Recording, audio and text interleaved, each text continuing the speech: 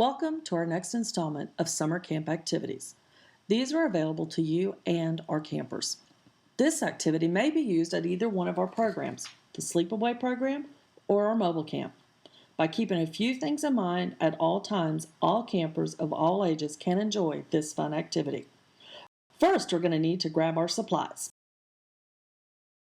Our Dutch oven, we've got our oven mitt, our oven tongs, a shovel, a hammer, some good-sized logs, industrial cookie sheet or a pizza pan, aluminum foil, cooking spray, charcoal, lighter fluid, and a long lighter. Don't get matches or a short lighter because you could get burnt.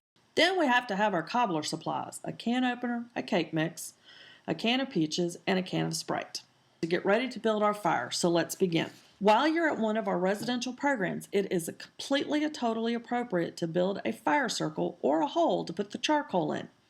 But if you're out on the road for mobile camp, you will need to use a pizza pan or an industrial cookie sheet wrapped in tinfoil. Now we start our fire. Putting all the charcoal into one big pile in the center of our ring. This helps it to keep it nice and hot. You pour the charcoal fluid on it, and then you ignite it. Now that the fire is going, it's time to prep the Dutch ovens and the aluminum foil and our lids. Once the Dutch ovens are wrapped, spray the inside of the pots with cooking spray. Don't forget to spray the bottom. Now that everything cooks. Okay, now for the fun part, making that cobbler. First, we're going to open the peaches and dump them into the bottom of the pot. And we sprinkle on our cake. Just dump it in right on top. Don't mix it. We want just the mix on top of our peaches. And now you're going to pour the 7-Up or the Sprite into the pot. Now that we've got our stuff in our pots, we're ready to take them to the fire. Once we're at the fire, we need to check to make sure that the charcoal is ready for us. That means they're gray. We now need to separate our coal into two piles. We're using the tongs or our big spoon or maybe even the shovel. Our baking temperature we want is 350 degrees. Each coal holds 25 degrees of heat.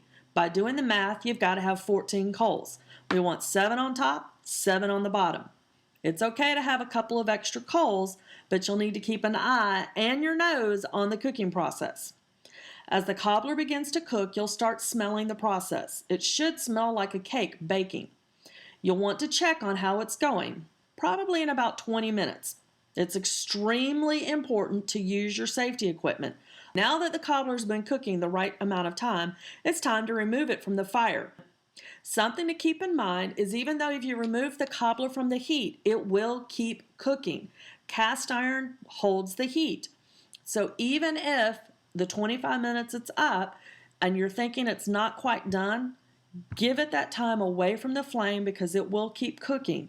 This way, it won't get burnt. Give your cobbler a chance to rest, gives it a chance to firm it up. Now the part we've all been waiting for, it's time to eat. Enjoy!